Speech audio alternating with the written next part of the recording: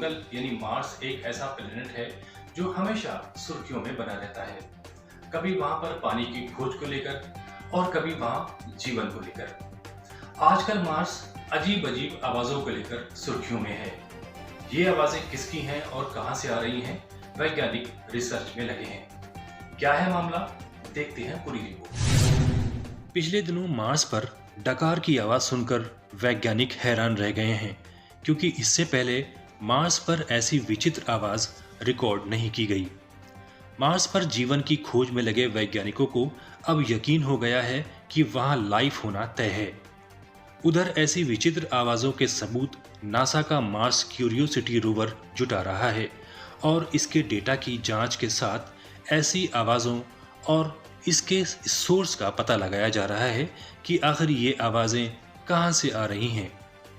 ज्ञात रहे मार्स पर क्यूरियोसिटी रोवर 6 अगस्त 2012 को गेल क्रेटर में उतारा गया था, जहां से लेकर अब तक ये 6 बार डकार जैसी आवाज रिकॉर्ड कर चुका है। ये आवाज क्यूरियोसिटी रोवर के डिटेक्शन सिस्टम में दर्ज हो रही हैं। लेकिन आश्चर्य की बात यह है कि आसपास आवाज निकालने वाला कोई जीव दिखाई नहीं दे रहा। वैज्ञानिक मार्स पर इस आवाज को सुनकर हैरान हैं। क्यूरियोसिटी रोवर में ट्यूनेबल लेजर स्पेक्ट्रोमीटर यंत्र लगा है जो मीथेन गैस की मौजूदगी को दर्ज कर रहा है और इस विचित्र आवाज को रिकॉर्ड कर रहा है।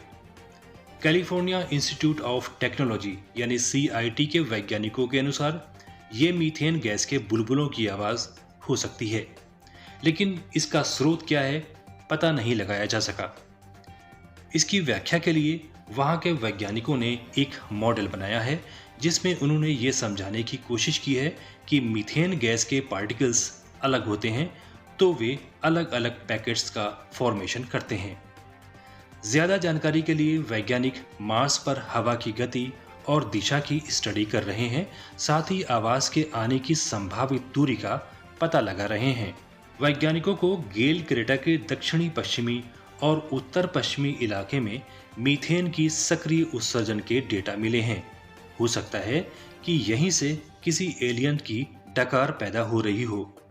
क्यूरियोसिटी रोवर गेल क्रेटर में उस इलाके में लैंड हुआ था जिसके आसपास मीथेन उत्सर्जन वाले सक्रिय इलाके हैं।